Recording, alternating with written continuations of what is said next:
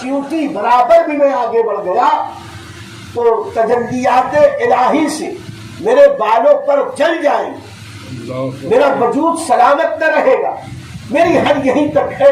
آقا آپ کا مقام اور بلند ہے، آپ آگے تشریف لے جائیں۔ آقا کریم علیہ الصلوۃ والتسلیم اور آگے بڑھے۔ اس کے بعد ایک ایسی منزل آئی جس کو نہ میں سمجھا سکتا ہوں نہ آپ سمجھ سکتے ہیں۔ صرف یہ علماء بیٹھے ہیں، ان کی سمجھ کے لیے کچھ اشارے کنائے کی زبان میں، اب مجبوری یہ ہے کہ نہ ہماری زبان میں کوئی ایسا لفظ، نہ عربی میں کوئی ایسا جامع اور معنی لفظ جو اس منزل کو صحیح طور پر کما حقہ بیان کر سکے۔ اس منزل پر ہمارے آقا علیہ الصلوۃ والسلام متمکن ہوئے۔ عرش پیچھے چھٹ گیا، عرش سے پرے چلے میرے آقا، اس لیے کہ عرش بھی اللہ رب العزت نے اسی کائنات کے آخری حصے میں رکھا، جنت بھی اسی کائنات میں ساتویں آسمان کے اوپر رکھی، جہنم جہاں رب نے چاہی وہاں رکھی، اور یہ سب اللہ کی نشانیاں، ساری نشانیوں کو ملاحظہ فرماتے ہوئے ہمارے نبی ساتویں آسمان کے پار، عرش کے پار پہنچے۔ عرش کے پار پہنچ کے سدرۃ المنتہا سے گزرے اور پھر اس منزل پر پہنچے جسے سمجھانے کے لیے کہا جاتا ہے لامکاں کی منزل۔ یہ جو کائنات ہے یہ ہے ایک مکان، مکان میں سمت ہوتا، مکان میں آگے پیچھے دائیں بائیں اوپر نیچے ہوتا۔ کسی بھی شے کے وجود کے لیے محدود ہونا ضروری ہے۔ اس عالم امکان میں کوئی بھی چیز محدود ہوتی ہے، کسی مکان میں ہوتی ہے، آگے پیچھے دائیں بائیں اوپر نیچے سمتیں ہوتی ہیں، لیکن جہاں سمتوں کا وجود ختم ہو جاتا ہے اس وقت میرے آقا علیہ الصلوۃ والسلام اس منزل پر فائز فرمائے گئے، اس منزل پر متمکن فرمائے گئے، اور اسے سمجھانے کے لیے کہا جاتا ہے لامکاں۔ لامکاں کے معنی ہے جہاں مکان نہیں، جہاں سمت نہیں، جہاں آگا پیچھا دائیں بائیں آگے پیچھے اوپر نیچے نہیں۔ آپ سوچ سکتے ہیں کہ نبی پاک صلی اللہ علیہ وسلم اس منزل میں گئے کیسے؟ میرے دوستو، سوال یہ نہیں ہے کہ آقا گئے کیسے، اس لیے کہ رب نے سب سے پہلے مخلوقات میں مخلوقات میں جسے پیدا کیا وہ اپنے نبی کے نور کو پیدا کیا۔ نبی کے نور کو اللہ نے سب سے پہلے پیدا کیا، نبی کے نور کو اللہ نے وجود بخشا۔ اس وقت نہ زمین تھی، نہ آسمان، نہ چاند، نہ سورج، نہ ستارے، نہ جنت، نہ جہنم، نہ عرش، نہ کرسی، نہ سدرۃ المنتہا، کچھ نہ تھا تو خدا تھا، اور کچھ نہ ہوتا تو خدا ہوتا۔ کچھ نہ تھا، زمین نہیں، آسمان نہیں، چاند نہیں، سورج نہیں، ستارے نہیں، اس وقت بھی نہ تھا، اسے وقت بھی نہیں کہہ سکتے، اس لیے کہ وقت کا تعین ہم سورج کی رفتار سے کرتے ہیں۔ سورج نکلا، اتنے پہر چلا، اتنی گھڑی چلا، پھر اتنی گھڑی چل کے اس رفتار سے وہاں پہنچا، اسی سے ہم اوقات کا تعین کرتے ہیں۔ جب سورج مہاشر ہی نہیں تھے وقت کہاں سے ہوتا؟ وقت نہیں تھا، زمین چاند سورج ستارے نہیں تھے، لیکن رب نے اپنی قدرت سے اپنے محبوب کو پیدا کیا۔ جب پیدا کیا تو اپنے محبوب کو کہاں رکھا؟ مکان تو تھا نہیں، رکھا کہاں؟ جگہ تو تھی نہیں، رکھا کہاں؟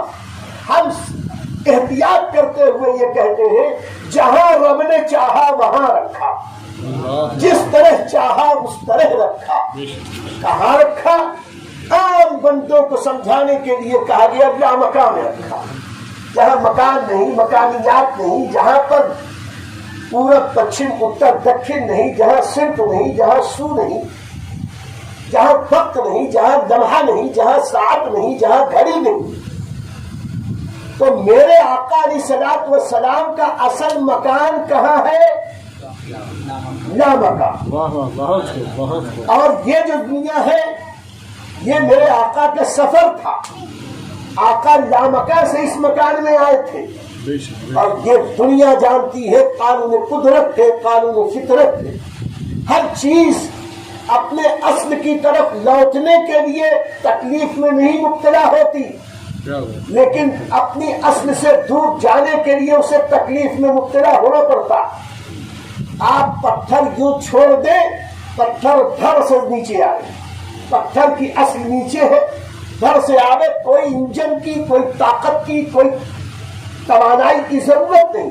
لیکن اسی پتھر کو اوپر پھینکنا ہو تو طاقت لگے انسان کے ہاتھ کی، طاقت لگے بلینڈ، طاقت لگے رائفل کی، طاقت لگے مختلف توانائی لگے. جب تک یہ توانائی نہ استعمال کی جائے یہ پتھر اپنے مرکز سے، اپنے منبع سے، اپنی اصل سے دور نہیں جا سکتا. اور جتنا دور بھیجنا ہو اتنی بڑی طاقت کی ضرورت ہوتی ہے. اور اصل جگہ پہ جب آنے کی بات آئے تو اوپر سے پھینکو، بس یوں چھوڑ دو، گھر سے نیچے اصل کی طرف رجوع کرنا مشکل نہیں، اپنی اصل سے دور جانا مشکل ہے. آپ پوچھیں گے کہ پھر جس غبارے میں ہوا بھری جاتی ہے، تو ہم کچھ غباروں کو دیکھتے ہیں کہ وہ غبارے اوپر جاتے ہیں، یہ نیچے کیوں نہیں آتے؟ یہاں ان غباروں کے اندر ہائیڈروجن بھری جاتی ہے اور ہائیڈروجن کا مقام اوپر ہے. تو جب تک پکڑے رہو، طاقت لگائے رہو، وہ رکا رہتا. جیسے ہی چھوٹا کے گیا، وہ گیا، ادھر گیا، ادھر گیا. کیوں؟ اپنے اصل کی طرف جا رہا.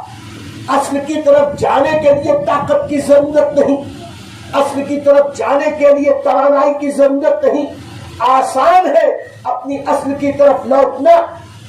آج سائنٹسٹ، پڑھا لکھا طبقہ یا گمراہ بددین یہ پوچھتے ہیں کہ تمہارے نبی معراج میں اتنی اوپر گئے کیسے، لامکان گئے کیسے؟ ہم کہتے ہیں لامکان کیا ہے؟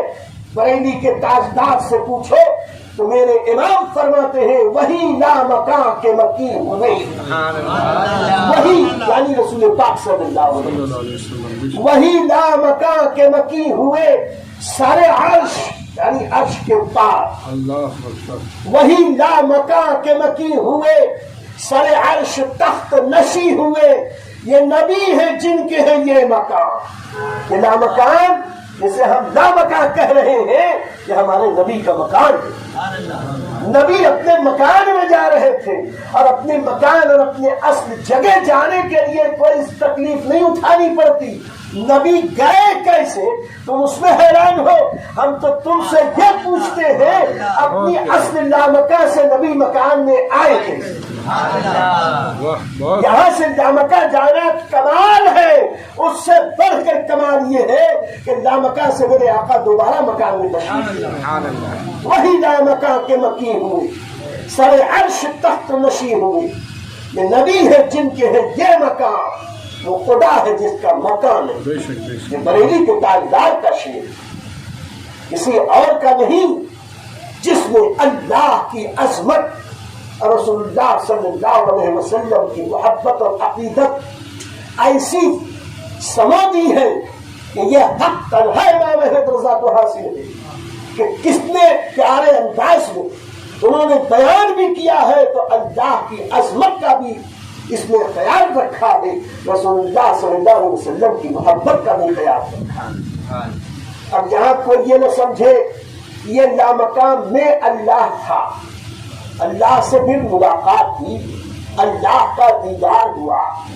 تب کوئی یہ نہ سمجھے کہ لامکان میں اللہ رب العزت نے اپنے محبوب کو اپنے دیدار سے مشرف فرمایا.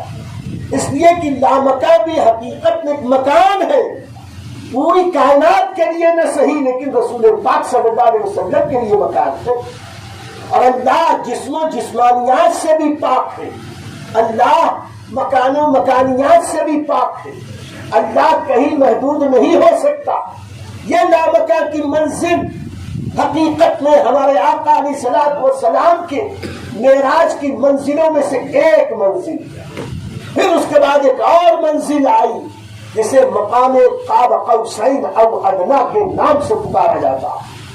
یہ وہ مقام قرب الہی ہے کہ جس کے لیے یہ سمجھ لو کہ نہ وہ کائنات کے اندر ہے نہ کائنات کے باہر ہے، پھر کہاں ہے ہم جان ہی نہیں سکتے، سمجھ ہی نہیں سکتے کہ وہ مقام کہاں ہے، ہماری عقلوں میں یہ بسما نہیں سکتا کہ اللہ رب العزت نے اپنے محبوب کو معراج بخشی تو کس طرح بخشی، معراج بخشنے والا رب جانو، معراج پانے والے مصطفیٰ جانو، ہمیں جتنا بتا دیا اتنا ہم جانتے ہیں۔ اس لیے میرے دوستو، لامکہ کی منزلوں سے پھر حضور اکرم صلی اللہ علیہ وسلم کو اللہ نے اور عروج بخشا اور عظمت بخشی اور اپنا قرب بخشا۔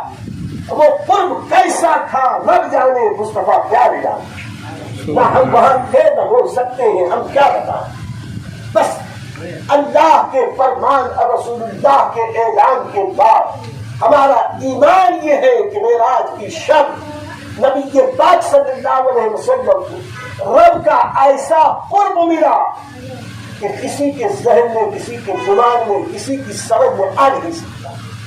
پھر وہاں اللہ رب العزت نے کرم فرما کر اپنے محبوب سے کلام فرمایا، کچھ کلام فرمایا، اور جب رب نے کلام فرمایا مصطفیٰ پیارے نے سنا، اور پھر مصطفیٰ پیارے نے کچھ عرض پیش کی، رب کی بارگاہ عرضی پیش کی، کوئی دعائیں مانگی، اللہ رب العزت نے شرف قبول بخشا، اور رب کلام فرما رہا، مصطفیٰ پیارے سماعت فرما رہے، مصطفیٰ پیارے عرض کر رہے، رب سماعت فرما رہا، رب اپنی شان کے لائق سماعت فرما رہا، مصطفیٰ پیارے اپنی شان کے لائق سماعت فرما رہے۔ اور پھر اہل سنت کے عقیدوں میں سے ایک عقیدہ یہ کہ اس منزل پر اللہ رب العزت نے اپنے محبوب صلی اللہ علیہ وسلم کو اپنا دیدار بھی عطا فرمایا۔ رب نے اپنے محبوب کو ملاحظہ فرمایا، محبوب نے اپنے رب کو ملاحظہ فرمایا، بلکہ صحابہ کرام کی تشریح کے مطابق دو بار اللہ کے محبوب نے اللہ رب العزت کا دیدار فرمایا۔ حضرت عبداللہ بن عباس فرماتے ہیں ایک بار ماتھے کی آنکھ سے رسول پاک نے ملاحظہ فرمایا، ایک بار دل کی آنکھوں سے اللہ کے نبی صلی اللہ علیہ وسلم نے رب کا دیدار فرمایا۔ اور جو کچھ بھی شرف ہم کلامی بخشا گیا، جو باتیں ہوئی، اور اس کے بعد اللہ نے کچھ احسانات فرمائے، کچھ تحفے عطا فرمائے، کچھ باتیں ارشاد فرمائی، کچھ قرآن کی آیتیں عطا فرمائی، وہ سب لے کر آقا کریم واپس